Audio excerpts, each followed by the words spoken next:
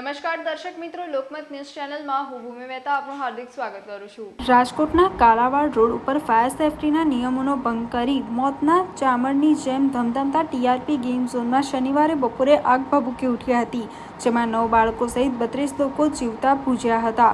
રાજકોટની દુર્ઘટના બાદ દાહોદ જિલ્લા વહીવટીતંત્ર હરકતમાં આવ્યું છે। મામલતદાર સહિતની ટીમોએ વિવિધ ગેમ ઝોનમાં તપાસ હાથ ધરી હતી। કામગીરી અંતર્ગત સ્ટેશન રોડ સ્થિત ગેમ ઝોનને સીલ કરાયો હતો। ગેમ ઝોનમાં જવા આવવા માટે એક જ રસ્તો અને ફાયર સેફટીના અભાવને કારણે સીલ કરાયું હતું।